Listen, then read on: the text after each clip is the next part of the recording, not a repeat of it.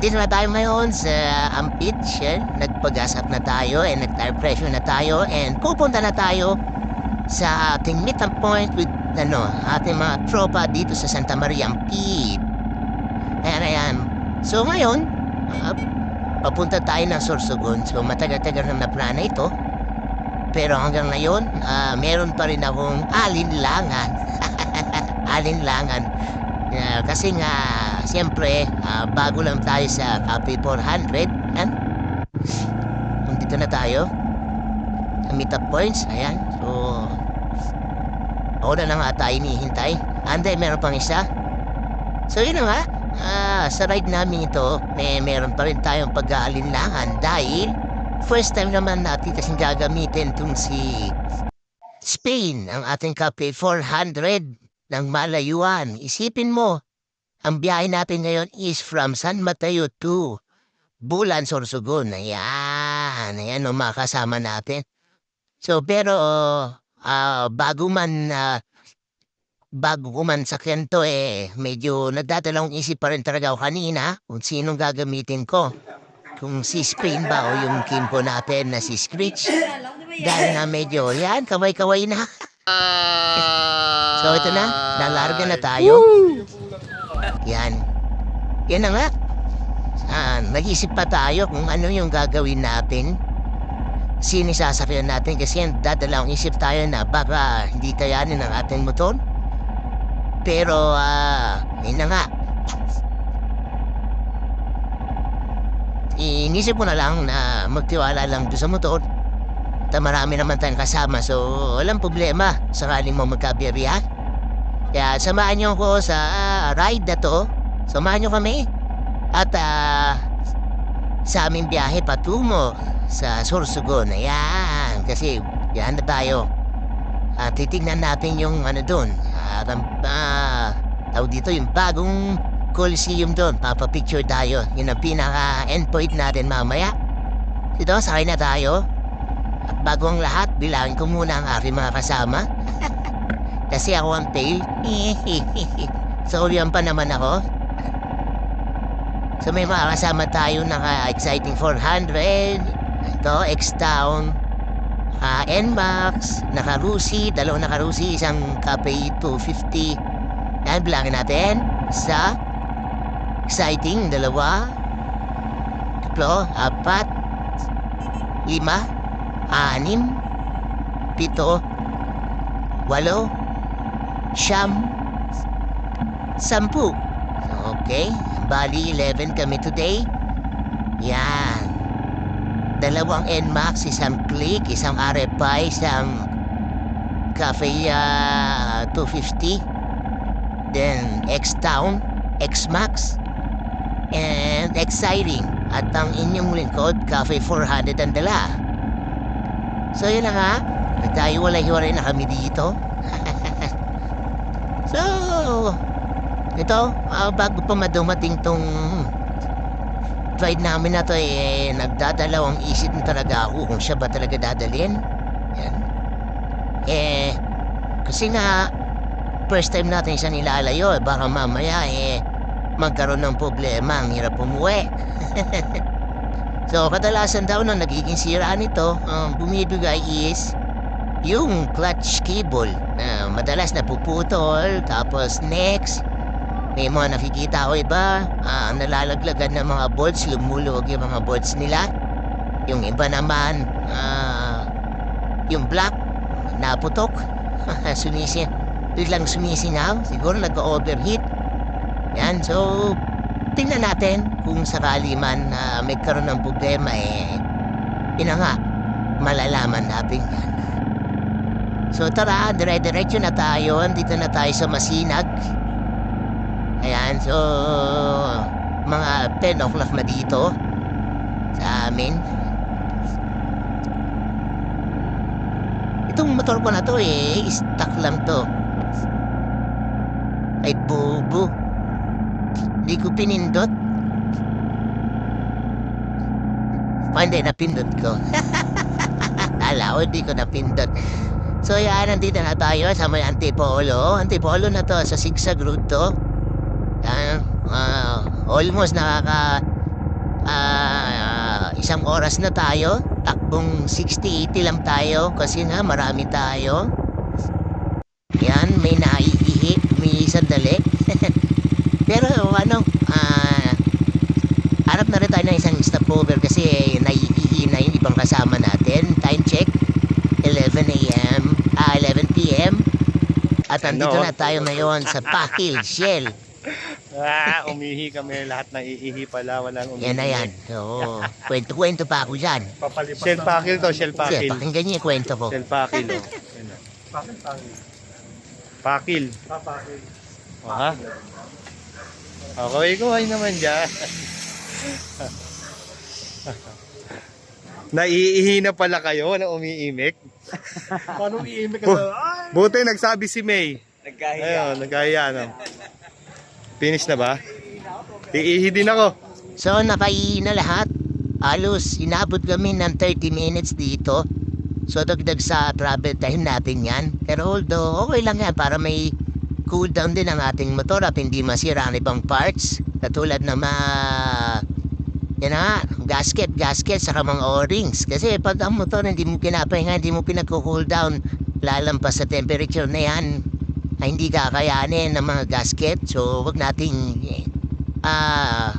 padatingin sa kanyang limit para hindi masira agad ang mga motor natin.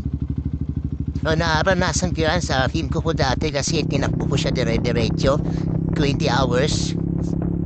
Gas and ihi lang ang pahinga sa kakain, wala na ibang cool down. Yan, nasira yung ating, ang tawag dito, manifold. Kaya pinalitan natin. Ito na sila, bilangin natin. Yan. Kung kumpleto tayo, dito na tayo sa lumpad. Sarap talagang gamitin itong kape, pero napaka-smooth sa overtaking talaga. Isang piga lang talaga talagang ibibigay niya sa iyo yung gusto mo.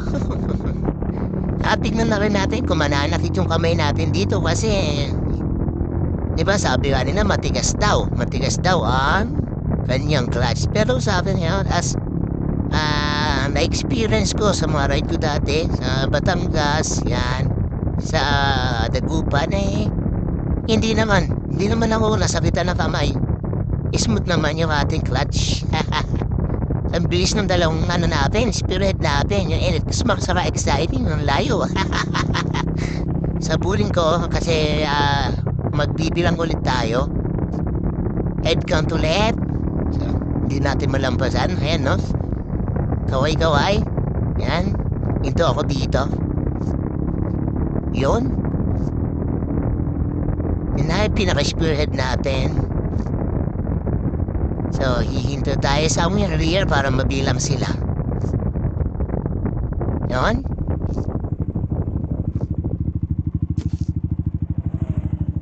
One, two, three,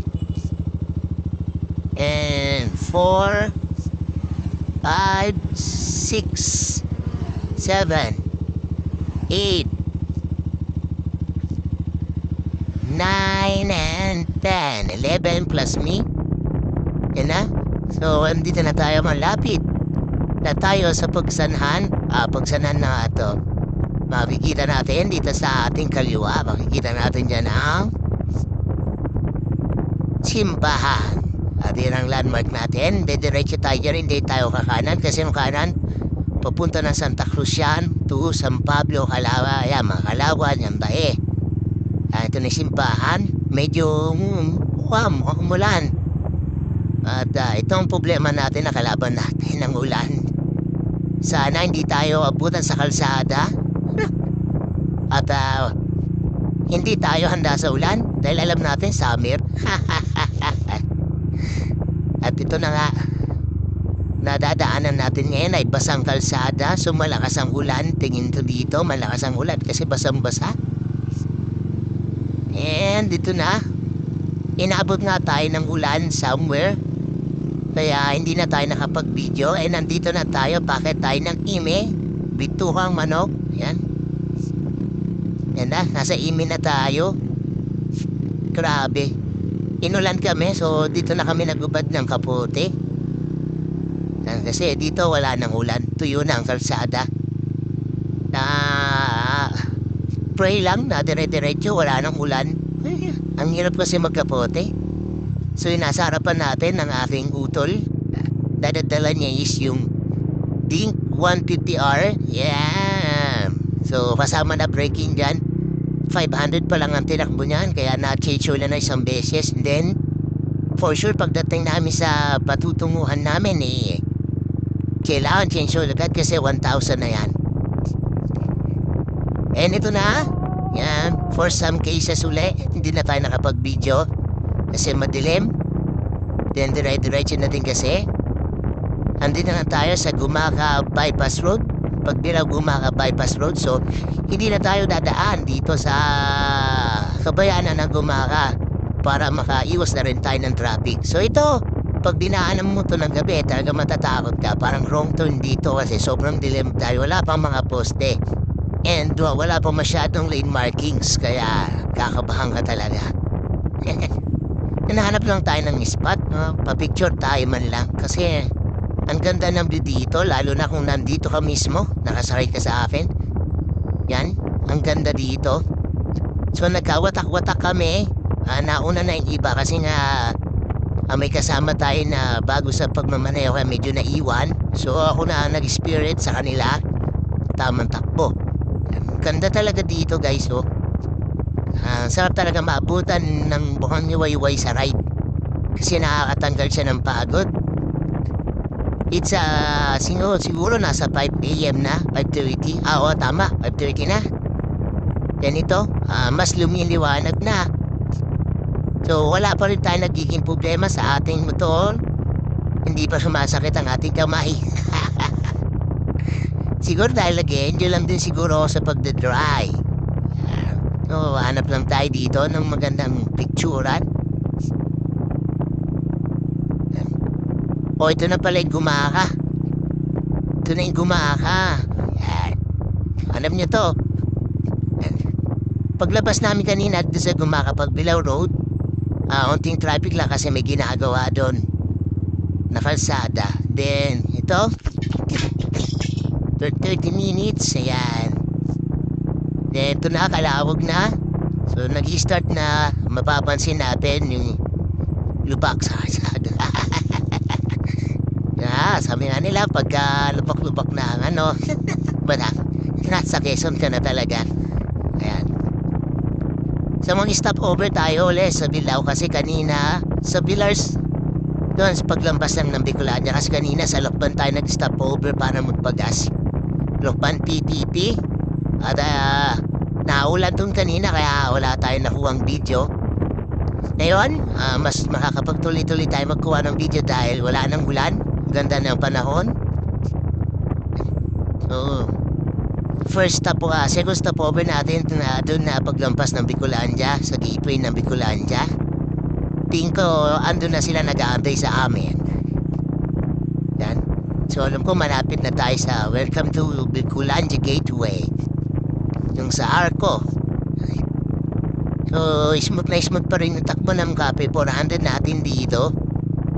Guys, ayan no.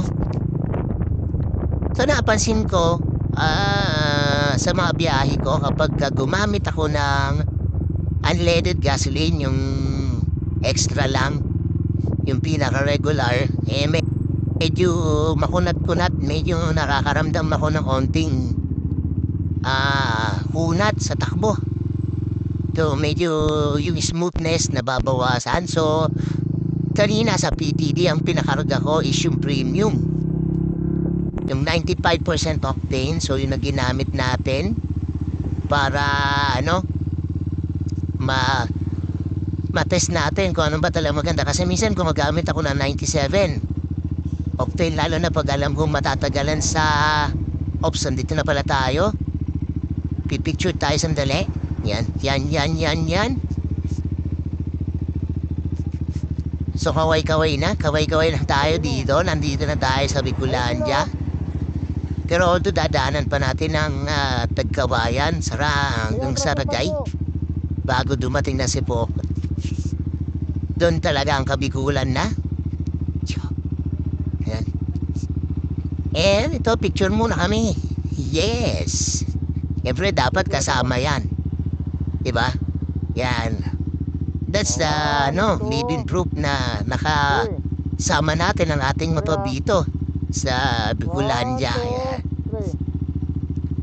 Yan, nakakita ko, nandun sila sa kabila. Nag-aantay. Okay. O, dahan-dahan ka. Ang bibis ng patakbo. Naiwan kaming tatlo. Right or right. Yan.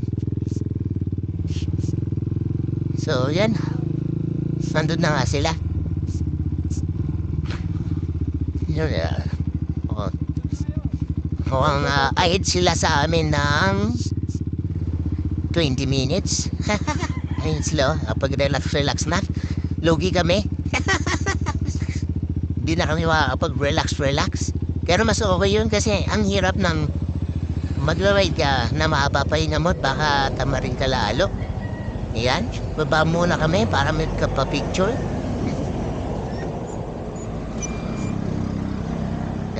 After ng picture, diretso na ulit kami sa Vilars. At doon na talaga kami mag-almusal na may resto doon na pwedeng kainan. Ha?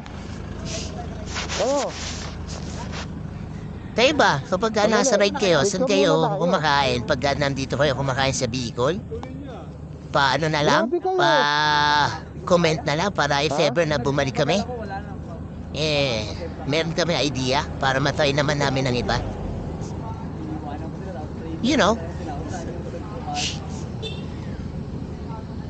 Yan, picture lang kami sandali. Ay! Yan.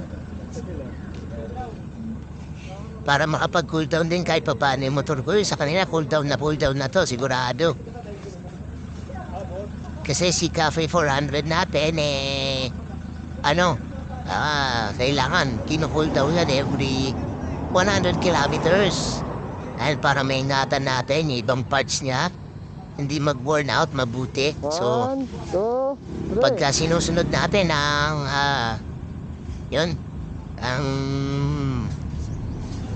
tawag dito, ang tausan natin, Alright. sa handbook ba yun? Manual. Yun, yung sa manual, masahaba ang buhay at maiiwasan na maganda sira-sira yung motor natin. So, ang motor natin lahat, stock pa to. Stock engine, stock tires, lahat. Wala pang minodify dyan. Yan. Dinagdagan lang natin siya ng crash guard saka ng MDL para mas visible ang biyahe natin sa gabi. Yan o. Yeah. Picture. Hindi ko mapindot ko. Cheers! So nakakailang oras na tayo, Yes. mga alas 7 na. From 10, 9 hours, so mahaba-haba pa to. Sa ating map, Doon na tayo? parang 8 hours pa. Pero tingin ko, aabutin pa kami ng mga 12 hours sa kalsada dahil sa mga stopover namin na medyo mahaba ang ang ating pagpapahinga. Dito na, punta na tayo sa Vilars. Doon tayo kakain. Doon na rin tayo magsisiyab dahil maganda rin na siyab. Madalas yun ang stopover namin, lalo na pag tayo nakakotse kami. Yan. So, unang pagas natin sa PPT. So, dito sa Vilars, dito tayong second gas, pagas natin. Doon na rin tayo mismo magpapagas sa Vilars. And premium pa rin ang ilalagay natin. Yan.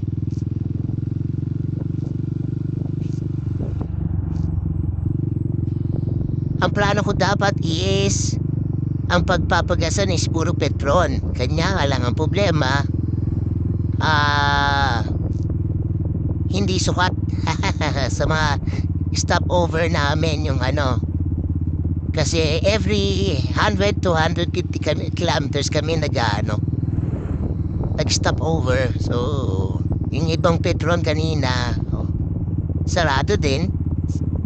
Kaya unang namin is PPP. Yeah.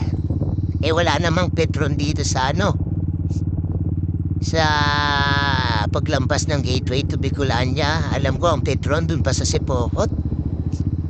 Ayan. Yan o, yan o. O, dito na tayo. Stop over muna. Ikaw ba, nakapag-stop over ka na ba dito? Dito kami madalas eh. Dito lagi akong nagdi-deposit eh. Yan yung magandang banyo dito. May tubig, may sabon. Kaya napakasarap. Napakasarap pumudok. Yung kasama namin. So again, ayun na. Yung...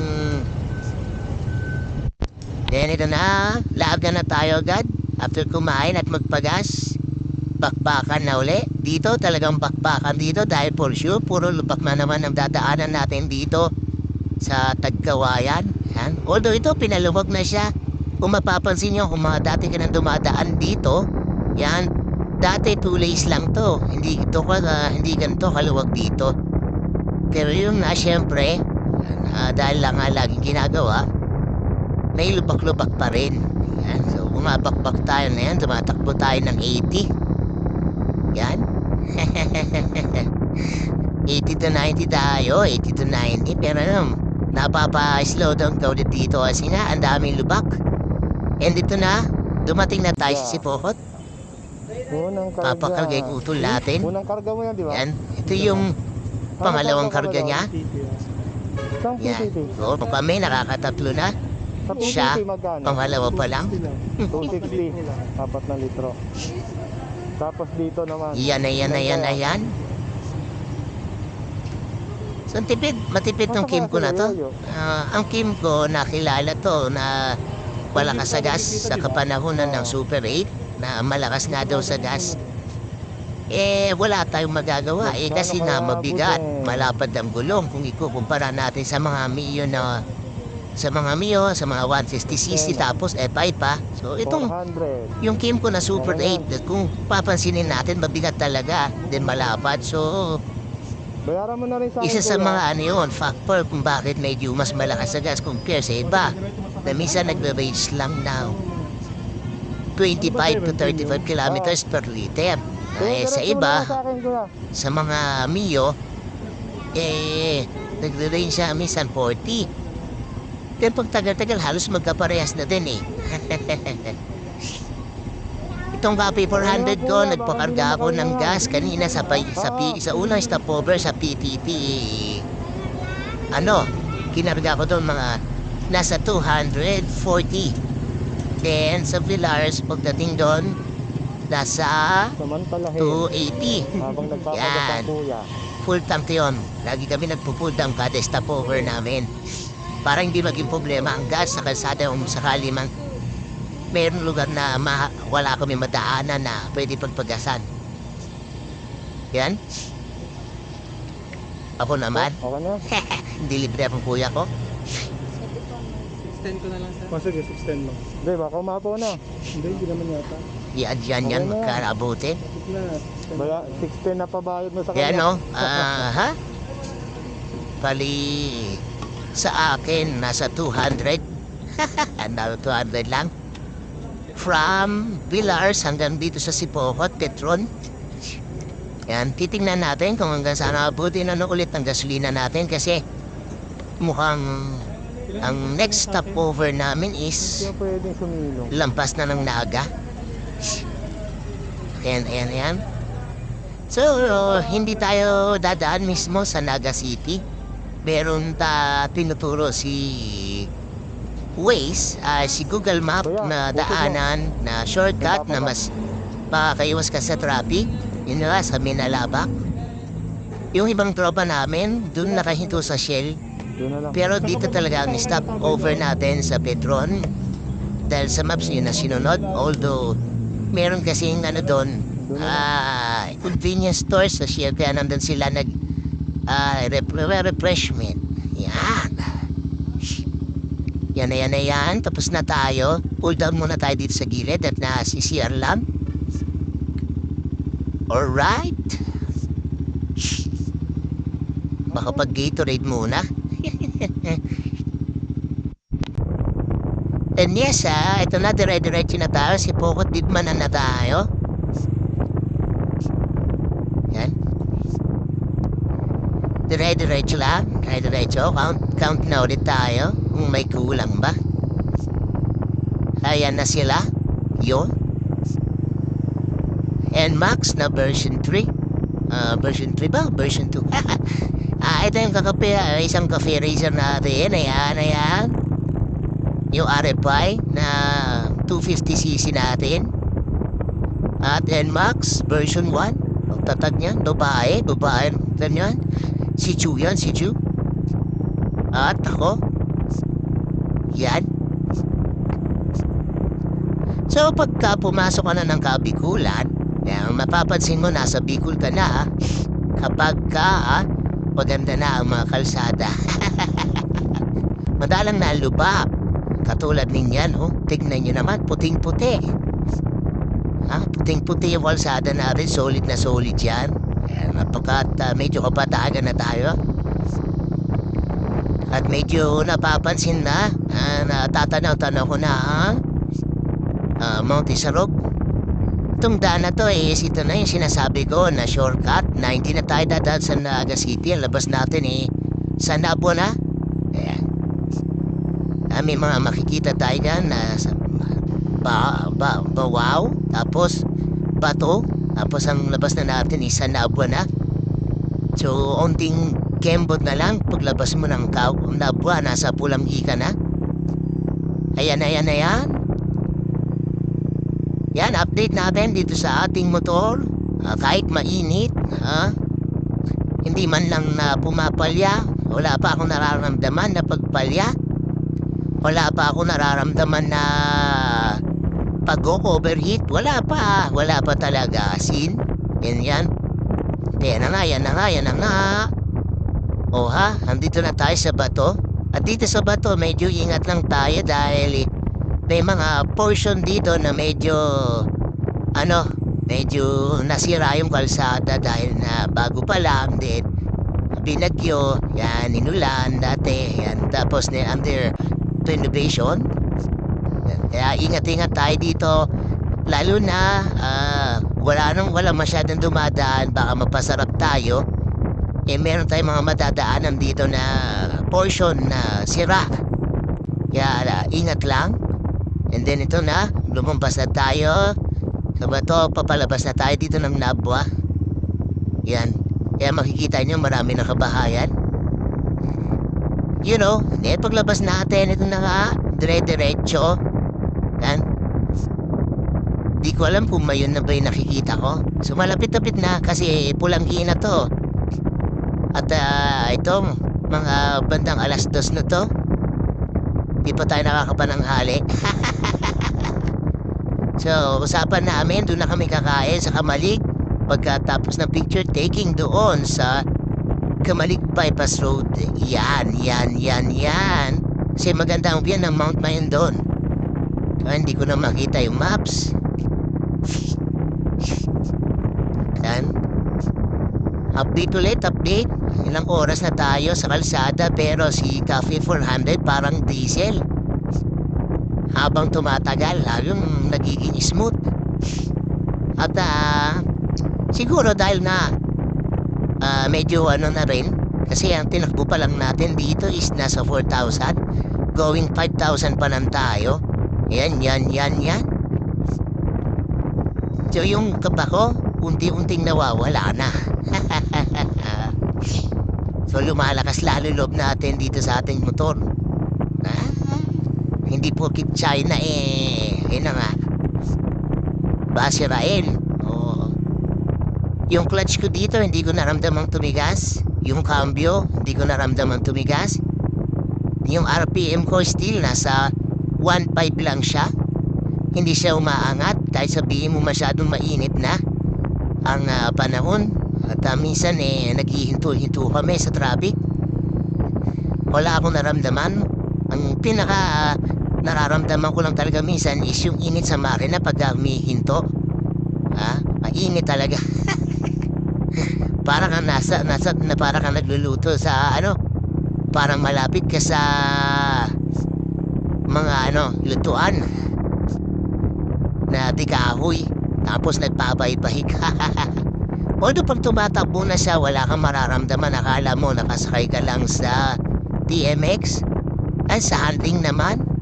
Yun nga, para kang naka-TMX lang din. So mararamdaman mo lang ang bigat niya kapag huminto ka, tapos iikot mo lang, ipapark mo. Pero pagdating sa kalsada at ikaw nakasakay na, dire-diretsong takbo mo. At sa mga singitan, yan, akala mo naka-basic ka lang na motorsiklo. Akala mo naka-Honda ka na, naka-Barako ka lang dito. Yan. Although napansin ko sa siya ko, medyo matigas sa harap. So siguro kailangan kong bawasan or palitan ng oil. Matigas-tigas kasi siya O baka naman sa tire pressure ko kasi sinunod ko yung tire pressure natin na kung ano yung naka-indicate doon sa chain cover. Nandun kasi yung tire pressure natin. So, yun na nga. Siguro dahil din doon. Kaya kasi 40 and 42. Dapat ginawa kong 36 lang yung likod and then 32 yung harap. Kaya nga lang, ang iniisip ko baka umikot yung interior ko, masira yung dito, magka-problema pa ako. So, mas ginawa ko na lang mas minabuti ko na sundin na lang yung tire pressure. Kasi pag malambot, madaling kapitan ng mga pwede makatusok sa gulong.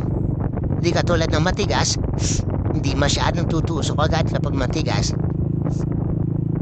Yan. So, asa na ba tayo? Yan. Kunan muna natin ng picture to mga to. Ayan. Video pala. Yan nasisilip na namin ng mayon. Yan. So, minsan nagkakamali ako. Ang Mount Isarog na pagkakamalan kong ngayon dahil una natin nakikita yun sa banda. Saan ba banda yun? Pulanggi ba yun? Yan. Ito, nakita ko dito. Nakita ko na yun ang mayon. Yan. Kung nakaabot ka hanggang dito, maraming salamat sa panonood. Yan. Kaya kayo, mga naka-400 yan, mga kapepe. Yan. Kapepe means cafe, Filipino. Kape at si Pepe. Pinagsama, pinaigse. Huwag kayong dyan. Ayan. So yan, nasa na ba tayo? Hindi ko na talaga makita yung dito Hindi ko makita yung aking maps. Pero ang nagkulag is dire-diretso. Yan. Yun na ngayon. See? So malapit na tayo sa Kamalig. Doon tayo magpapapicture. Hindi ko na talaga makita sa maps ko. Pero nararamdaman ko, manapit na. Ayan na kasi manapit na yung natin end. Oh, ha? Andito na tayo. Look at that view. Oh ha. Lapit natin, oh. Kaya kayo, magpapapicture kayo, dito lang kayo sa Kamalig Bypass Road. At legit ang dito. Naubusan ng battery ang camera natin. So, kala ko nagpi-play kanina doon sa Kamalig Bypass Road. So, cellphone ko na pinangkuha ko. Ipapatong ko na lang dito. Ayan. Ngayon, papunta na tayo sa kakainan namin. Ayan. Sa Mang Pigs. Diba? Kung sa Tanay, mayroong Mang Pigs. Bulalo, dito, meron ding Mang Pigs. Bulalohan dito sa Kamalig. Pero, isa sa mga specialty nila dito is yung pinangat. Saka yung lechon kawali. Yung lechon kawali dito, isa sa masarap. So, yun ang tingin ko. Ang kakainin ko. Yan na yan. So, inabot na tayo ng alas 2:30 bago tayo makakain. Parang alas 3 na nga ata. So, dito, yan. Kung hindi pa kayo nakakakain dito, try nyo. At masarap din na luto nila dito. Masarap ang bulalo, masarap ang ulam. Yan, magkakahilian na sila dito pero ang nakakainan namin parati dito is si Mang Bix. Yan. Yan, masarap ang pinangat dyan, patilik yung kawali. Yan, yung bulalo, masarap pa yung sabaw nila dyan. Alam, papark lang kami sandali na maayos, nakakahiya. Although, siguro pwede naman makipagsarap ng ibang tindahan dahil wala pa naman. Bigayan lang naman sila dito. Yan. At 2 oras pa ang biyahe natin bago tayo makarating sa Sorsogon Sports Complex. Yan. Yan. Kakain na tayo. Ito yung tanghalian natin. Oo naubusan ako ng parking. Yan. So kung mga kailang paggas ako hanggang dito. Pangatlong paggas namin ay pang-apat na paggas namin is doon sa Nabo na. Yan. So dito kakain na tayo. Sigurado uling paggas ko nito doon na sa Sorsogon mismo sa Petron. Nagpapagas.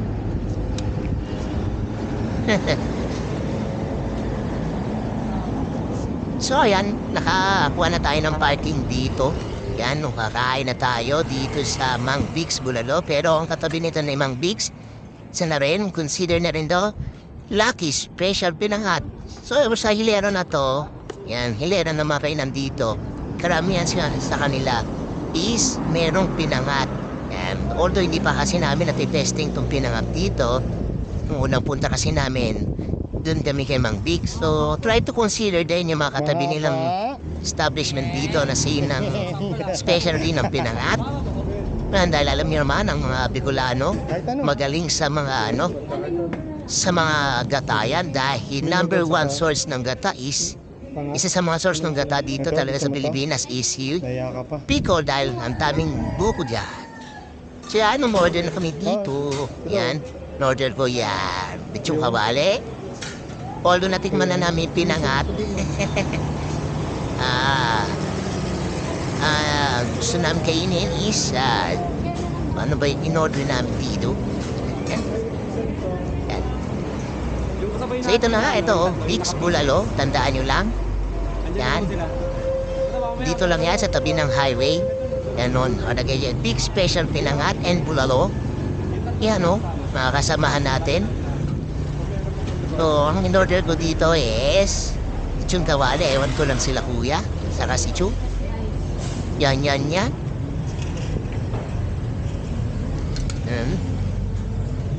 Kain na tayo, parang alas 4 na. Hindi, mga 3:30 pa lang. Yan. Kakain na tayo, kakain na. Tito ko, nakakain na tayo. Yan. Naka-order na silang lahat at kanya-kanya na kain tayo. Tapos after nito, unting pahinga lang, nalarga na kami ulit. Yan, huwag kalimutan ulit itong binana namin, Big Bulalo and Pinangat. Ano special niya ng pinanganak, Pinangat, Didias, Kamalig, malapit lang doon sa Kamalig Bypass Road. Search nyo lang, dito na nga, larga na tayo. Yan. At enjoy na natin ang kalsada hanggang makarating tayo doon sa Sorsogon Sports Complex. Yan. Hanggang doon lang ang video natin. Yan, dito na. Tayo maglaro-laro na sa mga cornering spot dito sa Sorsogon. Pag nasa Sorsogon ka na talaga, ibang-iba na talaga ang kalsada, apakaluwag. Yan, tapos napaka-onti lang din ang dumadaan, lalo na sa gantong oras. Yan. Naiwanan na namin yung mga kasama namin. Nakikita-kita kami doon sa pinaka Sorsogon na. At ito, dire-diretso naman na doon. At meron pa tayo isang stopover dito sa Pipita Park. After noon, diretso na tayo sa Sports Complex. Yan. Wala ng battery ang ating map. So, kabisado na natin dito ang daan.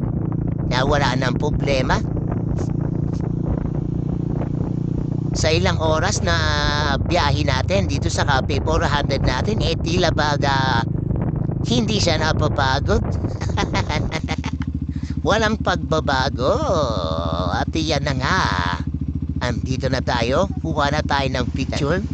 So yung iba, nauna na sa atin. Siguro mga pagod na. Nauna na doon sa pinaka-venue natin. At yung mga nakasama ko sa nasa likuran ko, yan, kami lang ang mga nakapagpa-picture. At ito na nga, ang Sorsogon Sports Complex. Yan, apakaganda. So wag na wag kakalimutang daanan yan, mga kapepe. Pagka napunta kayo dito sa Sorsogon. At one of the best place yan. Right! So ayan, may music na pero hindi pa dito nagtatapos ang lahat. Yung mga picture na mga nadaanan natin kanina sa biyahe. Yan, mga alaala ng ating biyahe yan. Pero, hindi dito nagtatapos ang video natin, ang lakbay natin dito sa Sorsogon. May mga kasunod pa tayong iba-vlog niyan, mga guys. So, yung isa na i-post ko na sa ating YouTube channel, yung sa Pamana Beach. So, isa sa mga magandang beach resort na napunta natin at murang-mura. At kaya, huwag mo dito magtatapos sa panonood ninyo. And ito yung mga picture na pupunta natin, kaya abangan po natin ang mga susunod na video po niya. So, hanggang dito na lang. Maraming salamat po.